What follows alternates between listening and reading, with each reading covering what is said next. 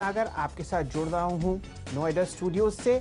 आज महीने का आखिरी ट्रेडिंग दिन था और हफ्ते का भी। साथ ही साथ एक इंटरेस्टिंग बात ये हुई है कि अप्रैल के महीने में आपने बहुत शानदार लगभग 15% रिटर्न देखे हैं निफ्टी पर, और इसी की तरीके के रिटर्न आपने बैंक निफ्टी पर आते हुए देखे हैं। ये तब हुआ है जब एक बिल्कुल इकोनॉमिक लॉकडाउन ना सिर्फ हमारे देश में बल्कि पूरी दुनिया में कोविड के फैलाव द्वारा होता हुआ दिख रहा है। आज का दिन हम लोग हर हफ्ते डिस्कस करते हैं म्यूचुअल फंड पोर्टफोलियोज। हमारे साथ ओमकेश्वर सिंह साहब जुड़े हुए हैं। आप हैं चीफ एग्जीक्यूटिव ऑफिसर rankmf.com के। ये एक जानी मानी म्यूचुअल फंड की वेबसाइट है और आप सब लोगों को इस पर दिन में एक बार ज़रूर जाके अपने फंड को चेक करना चाहिए। ओमकेश्वर साहब, आपका स्वागत है मार्केट्स टुडे में। आपसे पहला प्रश्न ये है, शानदार आपने रैली देखी अप्रैल के महीने में। एक कठिनाई का दौर फ्रैंकलिन के डेट फंड्स बंद होने की वजह से भी हुआ था क्रेडिट रिस्क पर।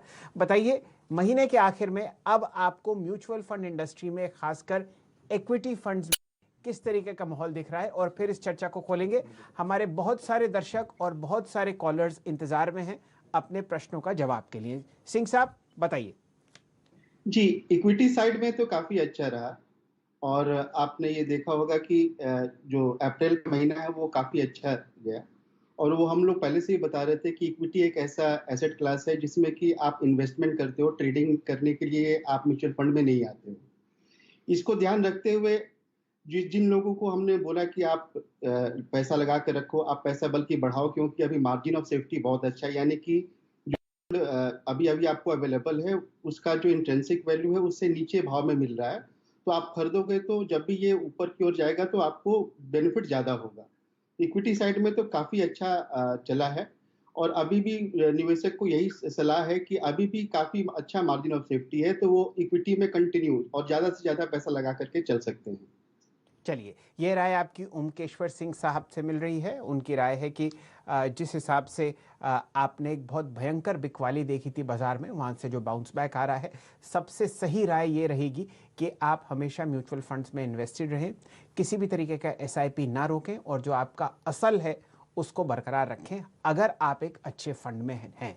अगर नहीं है तो आप अपना प्रश्न भेजिए और उसका जवाब हम आपको देंगे। चलिए, हमारे पहले कॉलर हैं संजय मित्तल साहब लुधियाना से। मित्तल साहब, स्वागत है आपका मार्केट्स टुडे में और सीएनबीसी आवाज में। आपने एक्सिस फोकस्ड फंड में एक एसआईपी और लमसम लगाया है। अब बताइए आपका क्या प्रश्न है और आप क्या चाहते हैं कि आपका ओमकेश्वर साहब जवाब दें। सर, मैं मोतीलाल मल्टी कैप में लगाना चाहता हूँ एक 5000 की सिप, तो भी ये ठीक है फंड? जी, तो इक्विटी एक्सेस फोकस्ड भी बहुत अच्छा फंड है, 5 स्टार फंड है और उसका मार्जिन ऑफ सेफ्टी बहुत हाई है। सिमिलरली मोतीलाल ओसवाल भी एक 5 स्टार फंड है रैंक एमएफ के हिसाब से, और इसका भी मार्जिन ऑफ सेफ्टी बहुत अच्छा है। इसमें इस समय तो ऐसा है कि वो अपना जो इंट्रिंसिक वैल्यू या भाव है उस अंडर वैल्यूड है, तो उसमें इसमें आप जरूर चालू कर सकते हैं। इसमें अगर आप स्मार्ट एसआईपी करेंगे तो उसका सिग्नल तो अभी ये कहता है कि आप दुगुना पैसा लगाओ। वो इसलिए कहता है कि जब भी अंडर वैल्यूड मार्केट रहता है तो स्मार्टशिप कहता है कि ज्यादा से ज्यादा पैसा लगाओ।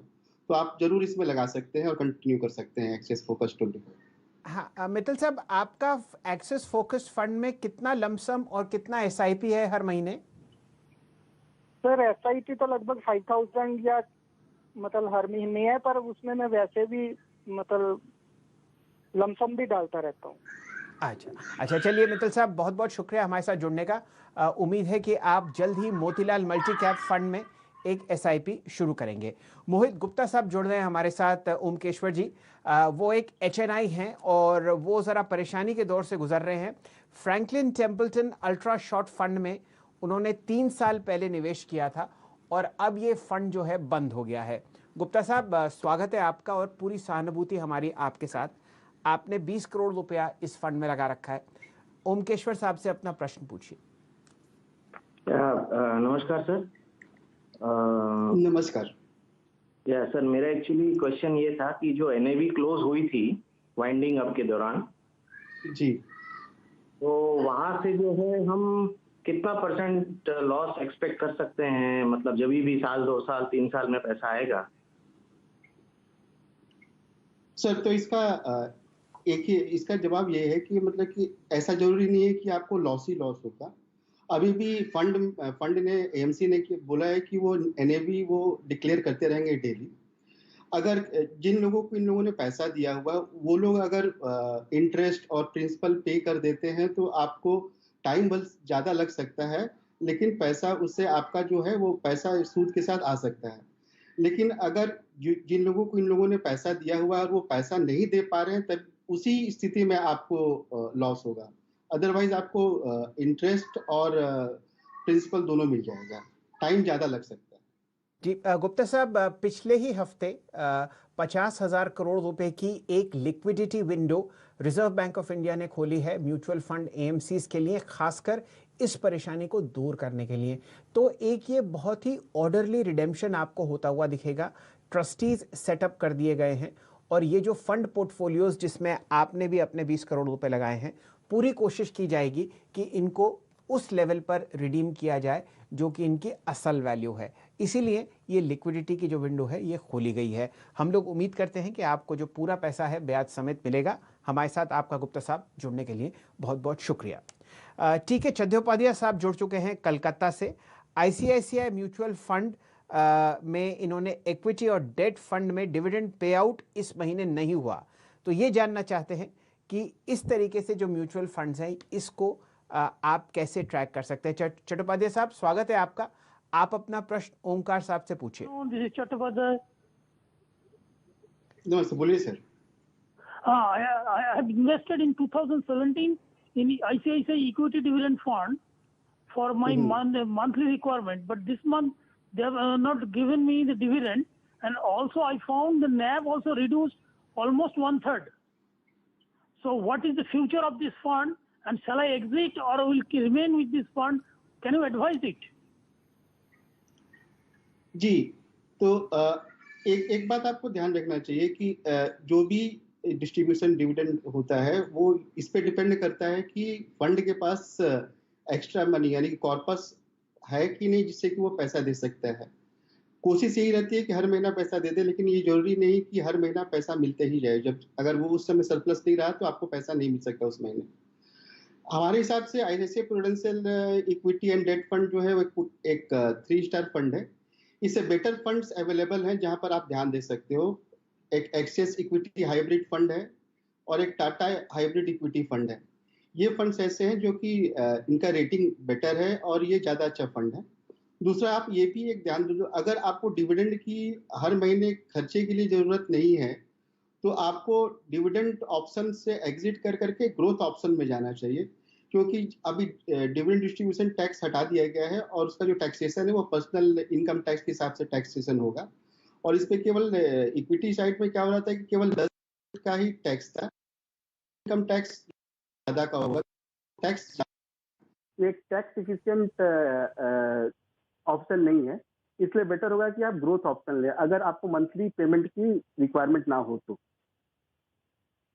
चलिए चट्टोपाध्याय साहब, ये राय आपको मिल रही है ओमकेश्वर सिंह साहब से। वो कह रहे हैं कि आप अपना जो चॉइस ऑफ प्रोडक्ट है उसको बदल सकते हैं, डिविडेंड की जगह ग्रोथ ऑप्शन चूज करें। पुरुषोत्तम साहब जुड़ रहे हैं हमारे साथ राजस्थान भरतपुर से, जहाँ पे एक बहुत ज़बरदस्त आपको बर्ड सैंक्चुरी मिलेगी। पुरुषोत्तम साहब, स्वागत है आपका। आप लंबी अवधि के निवेशक हैं म्यूचुअल फंड्स में, कई आपके SIPs चल रहे हैं और कुछ पैसा आपने UTI के एक यूलिप प्लान में भी लगाया है। अपना प्रश्न आप पूछिए ओमकेश्वर सिंह जी से। नमस्कार सर। नमस्कार सर, मैंने UTI म्यूचुअल फंड में पैसा लगाया हुआ था, UTI UT link insurance plan. जिसमें मेरी शिफ्ट थी सर, जिसको 10 साल पूरा हो चुका है। एक्चुअली 10 साल का ही फंड था ये जी। तो अब 10 साल के बाद मैंने इसको 1 साल से होल्ड किया हुआ है अभी। सर, ये काफी बार बोला गया है कि अगर आपको इन्वेस्टमेंट करना हो तो यूलिप बेस्ट ऑप्शन नहीं होता है। अगर इंश्योरेंस प्लस इन्वेस्टमेंट करना है तो आप एक टर्म लाइफ ले लो और जो इन्वेस्टमेंट है वो आप म्यूचुअल फंड में करो। तो आपसे ये आपको सुझाव रहेगा कि जो भी आपका पैसा इसमें पड़ा हुआ है उसको आप म्यूचुअल फंड में शिफ्ट कर दे। उसमें आपको जो इन्वेस्टमेंट और जो कॉर्पस क्रिएशन और ग्रोथ है वो बेटर रहेगा। जी ओमकेश्वर जी, पुरुषोत्तम जी ने 2-3 SIP भी शुरू कर रखे हैं। ये हैं बिरला सन लाइफ टॉप 100 8 साल से, और हर महीने वो 2,000 रुपये लगाते हैं। रिलायंस टैक्स सेवर में भी 2,000 रुपये का SIP है और इसी अमाउंट का L&T टैक्स सेवर में भी SIP पुरुषोत्तम साहब ने लगा रखा है। ये जानना चाहते हैं कि क्या कोई फेरबदल आवश्यक है इसको बदलने में, या ये जो पोर्टफोलियो है आपके हिसाब से बिल्कुल ठीक है म्यूचुअल फंड्स का? ये जो पोर्टफोलियो इनका है उससे बेटर ऑप्शन अवेलेबल है फोकस्ड फंड में और ELSS में। फोकस्ड फंड में वो उनके पास 3 ऐसे ऑप्शन है। एक्सेस फोकस 25 एक 5 स्टार फंड है।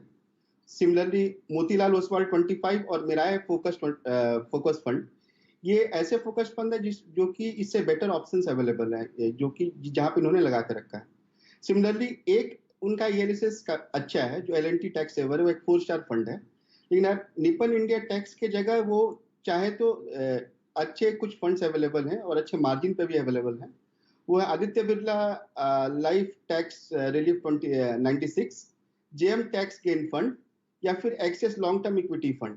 ये अच्छे ELSS फंड है जहां पर ये स्विच कर सकते हैं। ये फोकस और एक ELSS ये चाहे तो इन फंड्स में स्विच कर सकते हैं। चलिए पुरुषोत्तम साहब, ये आपको ऑप्शंस मिले हैं जो ओमकेश्वर साहब सजेस्ट कर रहे हैं। उनके हिसाब से 4 या 5 स्टार फंड्स जो हैं आप उनमें चूज कर सकते हैं, लेकिन फिलहाल उनकी राय है कि ये आपका पोर्टफोलियो बिल्कुल ठीक है। अब एक ईमेल पर जाते हैं। ओमकेश्वर जी भटिंडा से हंसराज साहब लिख रहे हैं, इनकी परेशानी भी फ्रैंकलिन के जो क्रेडिट रिस्क फंड्स हैं जहां पर लगभग 28,000 करोड़ रुपया निवेशकों का फंसा हुआ है, उसी के साथ है। उन्होंने कहा कि उन्होंने ultra short term bond fund में एक SIP किया था और ये फंड्स बंद हो गए हैं। वो ये जानना चाहते हैं जो इनकी असल रकम थी उसका क्या होगा और कब तक वो पैसे आपको वापस आते हुए दिखेंगे। जी, तो जैसे पहले बताया, फ्रैंकलिन ने भी ये चीज को क्लियर किया है। जो भी पैसा उनका है वो पैसा अभी वहां पर रहेगा। उसके बाद एज एंड व्हेन जब भी अभी जो लिक्विडिटी स्कीम्स आए हैं RBI के, इसके अलावा जब कोविड-19 लॉकडाउन खुलेगा और उसके बाद जब चीज नॉर्मलसी की ओर जाएगा तो डेट सेकेंडरी मार्केट में भी लिक्विडिटी आएगा। जिस समय ये लिक्विडिटी आएगा और या फिर जो भी मैच्योरिटी तक ये हेल्ड करते हैं AMC और वहां तक जो इंटरेस्ट और जो प्रिंसिपल मिलेगा वो पैसा मिलेगा, तो इनका सारा का सारा पैसा इंटरेस्ट के साथ वापस मिल जाएगा। लेकिन जब तक ये सिचुएशन आते नहीं है तब तक उनको ये पैसा, उसके लिए उनको वेट करना पड़ेगा। चलिए तो ऐसा है, ये परेशानी तो हंसराज जी चल रही है, लेकिन जैसा कि मैंने थोड़ी देर पहले बताया RBI ने एक क्रेडिट विंडो खोली है लिक्विडिटी की लगभग 50,000 करोड़ रुपए की इस सेक्टर के लिए, और ये उम्मीद की जा रही है कि जो रिडेम्पशन होगा ये बिल्कुल ठीक ठाक तरीके से होगा और आपका जितना पैसा आपके तरफ बनता है ब्याज समेत वो आपको मिलेगा। यही मनोकामना है CNBC आवाज़ और मार्केट्स टुडे की। विकास श्रीवास्तव साहब हमारे साथ लखनऊ से जुड़ चुके हैं। कहानी वही पुरानी है। डिविडेंड यील्ड फंड्स में उन्होंने पैसा लगाया, HDFC बैलेंस्ड फंड और ICICI pru equity and debt fund. Srivastava साहब स्वागत है आपका लखनऊ से, और पूछिए अपना प्रश्न ओमकेश्वर जी से। उन्होंने पैसा लगाया। हेलो। हाँ जी, हेलो। हाँ सर जी बोलिए। सर नमस्कार। नमस्ते। सर मैंने HDFC balance advantage fund and ICICI equity डेब्ट फंड में 3-3 लाख रुपए लगाया था। हाँ सर नमस्ते। सर मैंने HDFC balance advantage fund and ICICI equity and डेब्ट फंड में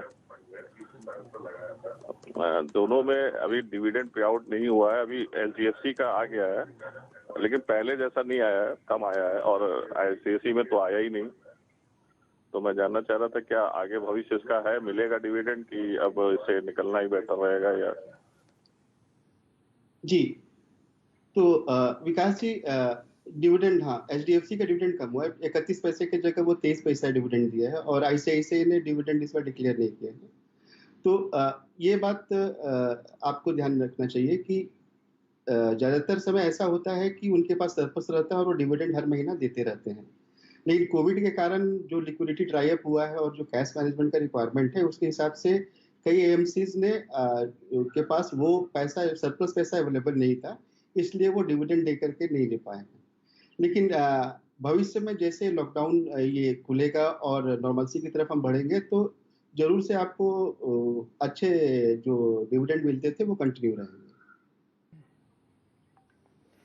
चलिए, ये राय आपको मिल रही है ओमकेश्वर जी की इन 2 फंड्स पर।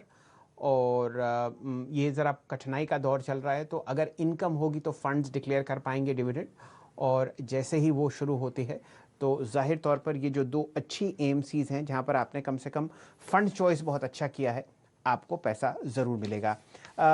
ओमकेश्वर साहब, दोबारा वापस जाते हैं ईमेल्स पर। हमारे पास तांता लगा हुआ है। हेमंत जी लिख रहे हैं छत्तीसगढ़ से। वो ये जानना चाहते हैं क्या म्यूचुअल फंड्स वाकई सेफ हैं और सही और उचित रिटर्न्स के लिए कितने समय तक का प्लान वो चुनें। बहुत ही अच्छा सवाल है। और क्या ये पैसा सुरक्षित रहेगा, और ये क्या किसी भी स्थिति में क्या प्रिंसिपल अमाउंट बचा रहेगा। तो ये 3 प्रश्न हैं इनके, आप जरा जवाब दीजिए। जी, ये जो प्रश्न है बहुत अच्छे प्रश्न है, और जो भी नए इन्वेस्टर्स हैं, निवेशक हैं, उनको ये चीज ध्यान रखना चाहिए। Investment in mutual fund are subject to market risk, यानी कि जो भी पैसा आप लगाते हो वो मार्केट के अधीन है, इसलिए कभी भी ऊपर नीचे हो सकता है। कोई भी गारंटी नहीं है कि आपको आपका प्रिंसिपल या फिर आपको रिटर्न जो है वो आपको मिलेगा ही मिलेगा। इसलिए आपको ये जानना चाहिए, आपको एक क्वालिफाइड फाइनेंशियल एडवाइजर से मिलना चाहिए, अपना रिस्क प्रोफाइल समझना चाहिए, और उसके हिसाब से ही आप जो है पैसा लगाएं। जैसे भी आपको लगाना हो, इक्विटी में लगाना हो इक्विटी में लगाएं, डेट में लगाना हो डेट में लगाएं, हाइब्रिड में लगाना हो हाइब्रिड में लगाएं। लेकिन ये बात आप जरूर ध्यान देके रखें कि जो इसके रिटर्न है या फिर जो प्रिंसिपल असल है वो मार्केट के अधीन है, तो उसमें कोई भी गारंटी नहीं है कि आपका प्रिंसिपल बचेगा ही बचेगा या फिर आपको रिटर्न्स मिलेगा ही मिलेगा। तो हेमंत जी, ऐसा है कि जो हमारे बाजार का रेगुलेटर है securities and exchange board of India, उन्होंने गारंटीड प्रोडक्ट्स के बेचने पर एक बहुत पूर्ण विराम और रोक लगा रखी है। कोई भी म्यूचुअल फंड आपको किसी भी तरीके की गारंटी नहीं देगा प्रिंसिपल अमाउंट की। लंबी अवधि का आप अगर निवेश करेंगे इक्विटी फंड्स में 7 से 8 साल के लिए, तो आप बेहतरीन रिटर्न कमा पाएंगे। चलिए, यहाँ पर थोड़ी सी देर के लिए हम लोग एक ब्रेक लेंगे, और हमारे साथ ब्रेक के बाद जुड़ेंगे मृत्युंजय पांडा साहब उड़ीसा से, शुभम मालविया साहब भोपाल से, और दिलशाद खान साहब यूपी से। इन सब के प्रश्न और कई बहुत अच्छी बातें म्यूचुअल फंड्स के बारे में हम आपको बताएंगे ब्रेक के बाद। जुड़े रहिए हमारे साथ। ओमकेश्वर सिंह साहब एक से एक बेहतरीन जवाब आपको दे रहे हैं आपकी म्यूचुअल फंड क्वेरीज पर। नमस्कार, मार्केट्स टुडे में आपका स्वागत है। आज का दिन mutual fund headlines, mutual fund queries पर समर्पित है। सबसे पहले हमारे साथ मृत्युंजय पांडा साहब जुड़ रहे हैं उड़ीसा से, और एक से एक बढ़िया जवाब आपको मिल रहे हैं ओमकेश्वर सिंह साहब से। आप rankmfmutualfund.com के CEO हैं। पांडा साहब, स्वागत है आपका मार्केट्स टुडे में। बताइए क्या प्रश्न है आपका। आप 1 लाख रुपया लमसम लगाना चाहते हैं, पूछिए। नमस्कार सर। नमस्कार। मैं SIP में ऑलरेडी इन्वेस्ट कर चुका हूँ। मेरा मंथली 10,000 की मेरा पोर्टफोलियो है। डिफरेंट कैटेगरीज में मैं इन्वेस्ट किया हूँ। तो मेरा सवाल है कि अभी 1 लाख का लमसम अमाउंट इन्वेस्ट करना चाहता हूँ, तो कौन सी कैटेगरी में इन्वेस्ट करना सही रहेगा मेरे लिए? जी, तो अभी मार्केट के हिसाब से अभी आपने जो सोचा है मल्टी कैप फंड काफी अच्छा फंड है। इसमें सारे फंड्स का फ्लेवर होता है, स्मॉल कैप, मिड कैप और लार्ज कैप। तो आप top rated multi cap fund में लगा सकते हैं पैसा। जो top rated multi fund caps जो अभी अवेलेबल है, जो अच्छे मार्जिन ऑफ सेफ्टी पे अवेलेबल है, वो मोतीलाल ओसवाल 35 है, JM मल्टी कैप है, UTI इक्विटी फंड है, LIC mutual fund multi cap है, और कैनरा रेवेको इक्विटी डाइवर्सिफाइड फंड है। तो ये ऐसे 5 फंड हैं जिसमें कि आप चूज कर सकते हो, या तो 20-20 हजार रुपए लगा सकते हो, या फिर 2-3 से सेलेक्ट करके, या फिर एक में भी आप चाहो तो 1 लाख रुपए डाल सकते हो।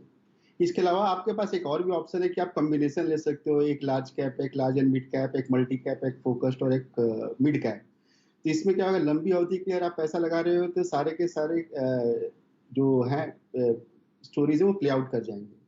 उसमें आप देखोगे तो Motilal mid cap 30, JM multi cap, XS focus 25, LIC large cap और Tata large and mid cap. तो ये दोनों में से जो भी आपको बेहतर लगे, ये दोनों के दोनों कॉम्बिनेशन काफी अच्छे हैं, तो आपको जो अच्छा लगे उसमें आप इन्वेस्ट कर सकते हैं। चलिए पांडा साहब, मुझे उम्मीद है आप कम से कम 2 फंड्स में तो इस अमाउंट को इन्वेस्ट करेंगे। हमारे साथ आपका जुड़ने के लिए बहुत बहुत शुक्रिया। शुभम मालविया साहब भोपाल से हमारे साथ हैं और बहुत ही बेहतरीन क्वेरी लेकर आए हैं ओमकेश्वर सिंह साहब। 27 साल के हैं मालविया साहब और वो एक बहुत बढ़िया पोर्टफोलियो बनाना चाहते हैं अगले 10 साल के लिए। शुभम जी, और डिटेल्स आप खुद ओमकेश्वर सिंह साहब को दीजिए। हाँ जी, मैं शुभम मालविया हूँ। Hello to all. हेलो। तो फर्स्ट ऑफ ऑल मेरी ऐसा कोई गोल नहीं है अभी कि मैं अनमैरिड हूँ तो और बैचलर हूँ, तो मेरा गोल नहीं, but I wanted to invest and I read something about from the internet and thought to just invest my larger amount so that I could get more return. बहुत बढ़िया, बहुत बढ़िया। तो उन्मुक्त जिंदगी जी रहे हैं ओमकेश्वर साहब शुभम मालविया जी भोपाल में, और 3,000 रुपये महीना इन्वेस्ट करना चाहते हैं अगले 10 साल के लिए ताकि एक अच्छा कॉर्पस क्रिएट हो जाए। तो अब आप बताइए, क्या आप फंड्स सजेस्ट करेंगे और क्या ये बिल्कुल सही विधि होगी? जी, काफी अच्छा है और एसआईपी करना बहुत अच्छा है। सही एज उसमें करना जो बहुत जरूरी है। और ये इनको पता चल जाएगा कि थोड़े 10 साल में करने के बाद इनका जो वेल्थ क्रिएशन है वो काफी अच्छा हो जाएगा। जो इन्होंने डिसीजन लिया है काफी अच्छा लिया है। तो जो फंड्स इनके लिए जो अभी सजेस्ट कर रहे हैं वो एक लार्ज कैप है और एक मल्टी कैप फंड है। तो चूंकि 3,000 रुपये लगा रहे हैं तो किसी एक फंड में भी लगा सकते हैं या फिर 1,500 रुपये दोनों में लगा सकते हैं। एक्सेस ब्लू चिप फंड है जो कि एक लार्ज कैप फंड है, और जे मल्टी कैप फंड है जो कि एक मल्टी कैप फंड है। ये दोनों में लगा करके वो पैसा रखेंगे तो अच्छा उनका रिटर्न बनेगा 10 साल में और अच्छा कॉर्पस भी क्रिएट हो जाएगा। अच्छा मालविया साहब, मुझे उम्मीद है कि आपने फंड्स के नाम नोट कर लिए होंगे। एक्सिस ब्लू चिप फंड और जेएम मल्टी कैप फंड आपको सुझा रहे हैं ओमकेश्वर सिंह साहब, ताकि आप इसमें अपना एक एसआईपी शुरू करें। हमारे साथ जुड़ने के लिए आपका बहुत बहुत शुक्रिया और हम उम्मीद करते हैं कि आपका कॉर्पस बहुत अच्छी तरीके से बढ़ेगा। दिलशाद खान साहब यूपी से हमारे साथ जुड़े हुए हैं और वो जानना चाहते हैं कि कौन सा एक ऐसा म्यूचुअल फंड है जहां पर वो अगले 3 वर्ष के लिए पैसा लगाना चाहते हैं। खान साहब, स्वागत है आपका मार्केट्स टुडे में। अपना प्रश्न पूछिए ओमकेश्वर जी से। हाँ साहब जी, मेरे को ये बताइए, मेरे पास मतलब टोटली 45,000 अमाउंट है। मैं 15-15 हजार रुपए करके मतलब 3 साल के लिए 3 म्यूचुअल फंड में वन टाइम इन्वेस्टमेंट करना चाहता हूँ। जी, तो आप मल्टी कैप 3 साल के लिए करना चाहते हैं तो एक मल्टी कैप फंड में कर सकते हैं। और जो अभी स्टेटस से जो हम लोग बाहर निकलेंगे और उसके बाद ये जो नीचे का दौर है वो जब 18 महीना 2 साल के बाद जिस टाइम से भी ये बाहर निकलेंगे तो 3 साल में आपको अच्छा रिटर्न बनने का ऑप्शन अवेलेबल है। तो आप मल्टी कैप में आपको 5 फंड बता रहे हैं, इसमें से आप कोई भी 3 चूज करके आप डाल सकते हो। वो है मोतीलाल 35 मल्टी कैप है, जेएम मल्टी कैप है, यूटीआई इक्विटी फंड है, LIC मल्टी कैप फंड है और Canara Robeco equity diversified fund है। ये 5 फंड में से कोई भी 3 फंड आप चूज करके उसमें डाल सकते हो। उससे आपको 3 साल में अच्छा रिटर्न बनने की उम्मीद रहेगी। खान साहब, हमें उम्मीद है कि आप अपना एसआईपी बहुत जल्दी शुरू करेंगे। चलिए ट्विटर की तरफ ध्यान देते हैं। एक से एक बढ़िया सवाल आ रहे हैं आस्क आवाज MF हैशटैग पर। ज़रा आपके सामने वो नीचे लगा हुआ है, अगर आपको अपने प्रश्न पूछने हैं तो यहाँ पर ज़रूर डालिए। चलिए, अजय अग्रवाल साहब ने हमको एक ट्विटर पे फीड दिया है कि उनका 5,000 रुपये के एसआईपी चल रहे हैं ICICI prudential focused blue chip fund में और HDFC स्मॉल कैप फंड में पिछले 5 साल से। वो जानना चाहते हैं कि वो 2 SIPs और शुरू करना चाहते हैं लगभग 4 से 5,000 एक पर, और वो जानना चाहते हैं कि कौन सा मल्टी कैप फंड वो ऐड करें अपने तरकश में। तो ये बताइए ओमकेश्वर जी, क्या ये 2 फंड्स ठीक हैं पहली बात, और क्या मल्टी कैप फंड की वाकई ज़रूरत है? अगर है तो कौन से 2? जी, तो स्मॉल कैप काफ़ी रिस्की है और उसकी सलाह हम रिटेल इन्वेस्टर को नहीं देते हैं क्योंकि उस पर जो उतार चढ़ाव है इतना ज़्यादा है कि उससे काफ़ी परेशानी हो सकती है। तो वो स्मॉल कैप फंड से बाहर निकल सकते हैं और वो उसके बनस्पत वो मल्टी कैप फंड में पैसा लगा सकते हैं। और मल्टी कैप फंड में जिसमें वो पैसा लगा सकते हैं उसमें उनको पास जो ऑप्शंस अवेलेबल हैं वो हमने जो डिस्कस किया, मोतीलाल 35 है या फिर एक्सेस मल्टी कैप है या फिर जेएम मल्टी कैप है। ये ऐसे फंड हैं जिसमें कि वो पैसा लगा सकते हैं बनस्पत की वो स्मॉल कैप से उनको बाहर निकल जाना चाहिए। बाकी ICICI का ठीक है। अच्छा, तो अग्रवाल साहब, जो स्मॉल कैप फंड में जो आपका SIP है उसे बंद करें, लमसम भी हटा दें, और ये जो 3 फंड्स स्क्रीन पे चल रहे हैं, LIC MF multi cap, Canara Robeco equity, और इन 2 फंड्स में आप निवेश शुरू कर सकते हैं। ये 3 ऑप्शंस आपके लिए और हैं, Motilal Oswal multi cap 35, JM multi cap fund, और खासकर LIC multi cap fund.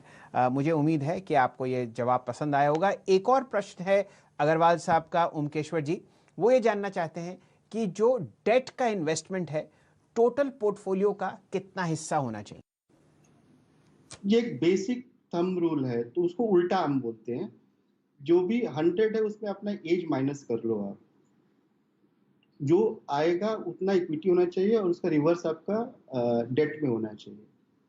So for example, मान लो कि मैं 40 साल का हूँ और 100 से मैं 40 घटाता हूँ तो 60, तो 60% मेरा इक्विटी में होना चाहिए, 40% मेरा डेट में होना चाहिए।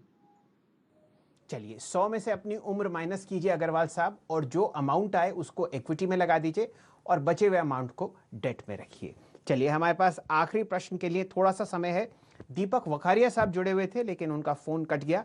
मैं उनका प्रश्न पूछ लेता हूं आपसे, ओमकेश्वर जी।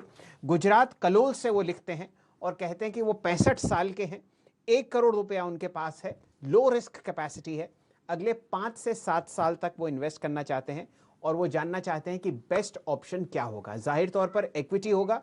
आपके हिसाब से कौन से 3 पसंदीदा फंड्स हैं आपके जो आप उनको सजेस्ट करेंगे? जी, अगर डिपेंड करेगा उनका रिस्क एपेटाइट क्या है। अगर उनके पास रिस्क एपेटाइट है तो फिर वो बैलेंस फंड की तरफ जाएंगे। अगर रिस्क एपेटाइट कम है तो उस हिसाब से फिर उनको फिर डेट में गिल्ड साइड में जाना चाहिए, या फिर कॉर्पोरेट बॉन्ड, या फिर बैंकिंग एंड PSU। ये ऐसे होते हैं जिसमें कि क्वालिटी ऑफ जो होल्डिंग होता है वो काफ़ी अच्छा होता है। जैसे कि कॉर्पोरेट बॉन्ड फंड है, उसमें कि 80% आपको AAA रेटेड वाले ही फंड्स लेने पड़ते हैं। गिल्ड तो गवर्नमेंट से ही सिक्योर्ड रहता है, और बैंकिंग एंड PSU में भी अच्छा ऑप्शन अवेलेबल्स हैं। तो एज के हिसाब से उनको जो एडवाइस रहेगा ये रहेगा कि गिल्ड में जैसे कि ICICI prudential gilt fund, UTI gilt fund, या फिर IDFC गवर्नमेंट सिक्योरिटीज फंड।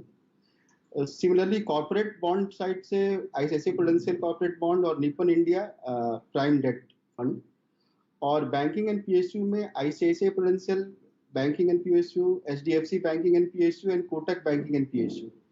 तो चूंकि अमाउंट बहुत ज्यादा है तो उसको वो डिस्पर्स करके ये सारे स्कीम से में लगा सकते हैं। जी, ठीक है ओमकेश्वर साहब, मुझे उम्मीद है दीपक जी, अगर आप टीवी देख रहे होंगे तो आपको सारे ऑप्शंस मिल गए होंगे। ये सारे फंड्स के नाम मैं अपने ट्विटर हैंडल पर और CNBC आवाज़ के ट्विटर हैंडल पर पोस्ट कर दूंगा थोड़ी ही देर में। चलिए, समेटने का टाइम हो गया मार्केट्स टुडे का फिलहाल। ओमकेश्वर जी, हमेशा की तरह आपका बहुत बहुत धन्यवाद। आपकी डीप नॉलेज की वजह से हमारे बहुत सारे ऐसे दर्शक हैं, या तो वो बाज़ार में आ रहे हैं SIP के द्वारा, या वो एक बहुत हल्का सा कदम उठा रहे हैं, अपना पहला कदम निवेश की तरफ, और वो सबसे बेहतर है अगर आप इक्विटी में निवेश करें म्यूचुअल फंड्स के जरिए। हमारे साथ जुड़ने के लिए आपका बहुत बहुत शुक्रिया, और जो भी हमारे दर्शक हमको लिख रहे हैं उनका बहुत बहुत धन्यवाद। फिलहाल मार्केट्स टुडे को दीजिए इजाज़त, लेकिन जुड़े रहिए CNBC आवाज़ के साथ। एक से एक बेहतरीन और एक से एक बढ़िया आपको खबरें आप मिलती हैं सिर्फ और सिर्फ इसी चैनल पर। थोड़ी देर में हमारे देश की सबसे बहुमूल्य कंपनी रिलायंस इंडस्ट्रीज़ के नतीजे आएंगे। हमारे साथ आप जुड़े रहिए उस पर राय और चर्चा सुनने के लिए।